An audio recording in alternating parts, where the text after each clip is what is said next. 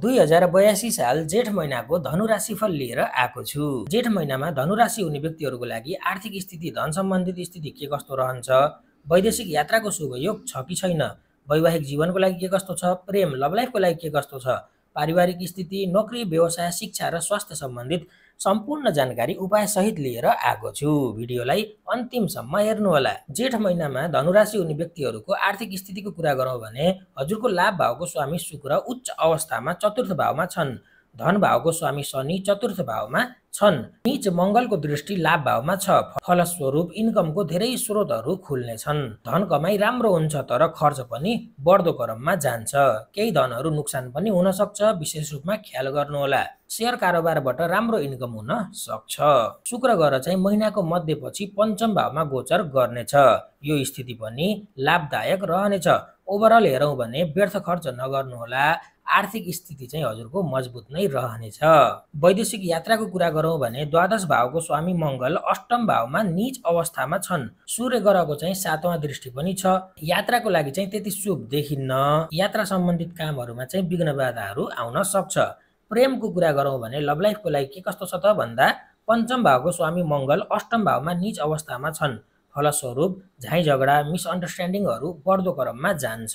महिनाको मध्यपछि शुक्र ग्रहको गोचर पञ्चम भावमा हुनाले ब्रेकअप हुनबाट जोगाउँछ। सुस्त सम्बन्ध मधुर हुँदै हुँदै जान्छ। वैवाहिक जीवनको कुरा गरौँ भने सप्तम भावको स्वामी महिना मध्यसम्म पञ्चम भावमा रहन्छ। त्यसपछि षष्ठ भावमा गोचर गर्छन्। सप्तम भावमा बृहस्पतिको स्थिति शुभ छ। शुक्रको स्थिति पनि शुभ छ। फलस्वरूप दाम्पत्य जोडी बीच मधुर सम्बन्ध रहन्छ। माया प्रेम, विश्वास, सपोर्ट बढ्दो क्रममा रहन्छ।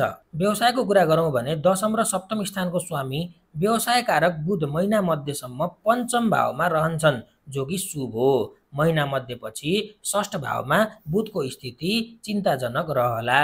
फेरि पनि शुक्र उच्चका छन्। बृहस्पतिको स्थिति पनि शुभ छ। फलस्वरूप व्यवसायबाट राम्रो लाभ लिन सक्नुहुन्छ। नोकरीको कुरा गरौँ भने षष्ठ भावको स्वामी शुक्र उच्च अवस्थामा छन् र कर्म स्थानको स्वामी बुध पनि महिनाको मध्यसम्म शुभ छन्। फलस्वरूप महिना मध्यसम्म धेरै राम्रो छ, नोकरी गर्नेहरूका लागि पनि र नोकरी खोज्नेहरूको लागि पनि।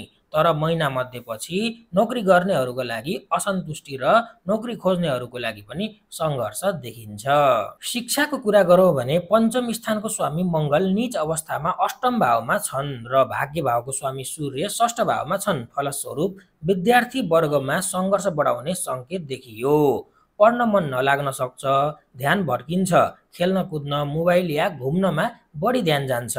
स्वास्थ्यको कुरा गरौँ भने हजुरको लग्न या राशि स्वामी बृहस्पति सप्तम भावमा छन्। यो शुभ स्थिति हो। पुरानो रोगहरूले दुःख बढी नदेला। तर मङ्गलको अष्टम भावमा नीच अवस्थामा स्थिति र सूर्यको छठा भावमा स्थिति चिन्ताजनक छ। चोटपटकहरू लाग्न सक्छ। हिँड्दा वाहन चलाउँदा ख्याल गर्नुहोला। ओभर स्पिडमा चाहिँ नचलाउनुहोला। पारिवारिक स्थितिको कुरा गरौँ भने द्वितीय भावको स्वामी शनिको चतुर्थ भावमा स्थिति शुभ छ। बृहस्पतिको सप्तम भावमा स्थिति पनि शुभ छ। घरमा चाहिँ माङ्गलिक कार्य हुन सक्छ। परिवारको सपोर्ट रहनेछ तपाईप्रति। तर नीच मङ्गलको 7वां दृष्टि द्वितीय भावमा, रिस्क कन्ट्रोल गर्नुहोला, नत्र झगडा पनि गराउन सक्छ भाइ बन्धुहरूसँग। उपाय र सल्लाहको कुरा गरौँ भने नियमित रूपमा हनुमान चालिसाको पाठ गर्नुहोला।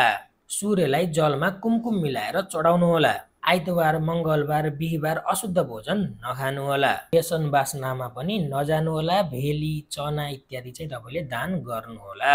हजुरको यो महिना एकदमै शुभ होस्। धन्यवाद।